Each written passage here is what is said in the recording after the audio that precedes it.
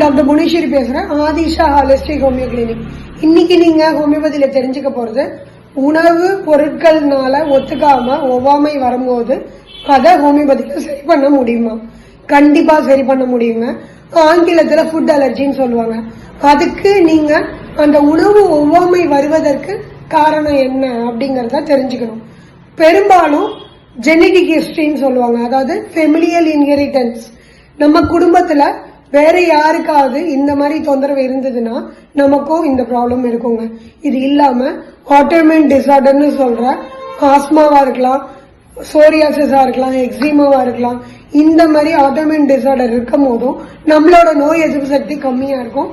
அப்ப என்ன ஆகும் அப்படின்னா, சில உணவுப் பொருட்கள் நம்ம உடலுக்கு ஒத்துக்காம ஹிஸ்டமைன் ரிலீஸ் ஆகும்.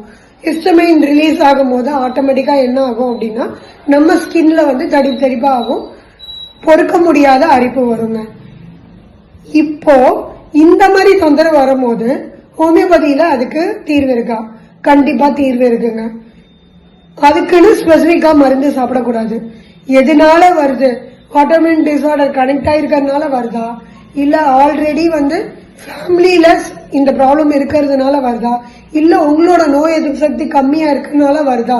இம்யூனோகுளோபுலின் லெவல்ஸ் எல்லாம் பார்த்துட்டு அதுக்கு தகுந்த மாதிரி உங்க உடலுக்கு உங்களோட குணாதிசயத்துக்கு தகுந்த மாதிரி ஆங்கிலத்துல சொல்ற ஹாலிஸ்டிக் அப்ரோச் அண்ட் இண்டிவிஜுவலைசேஷன் பண்ணி மருந்து தேர்வு செய்யும் போது நிரந்தரமா குணமாகும். இதுக்கு தனி மருந்து அதுக்கு தனி மருந்துங்கிறது கிடையாது. உணவு ஒத்துக்காம போறதுக்கு என்ன மாதிரி உணவு வேணாலும் இருக்கலாம்.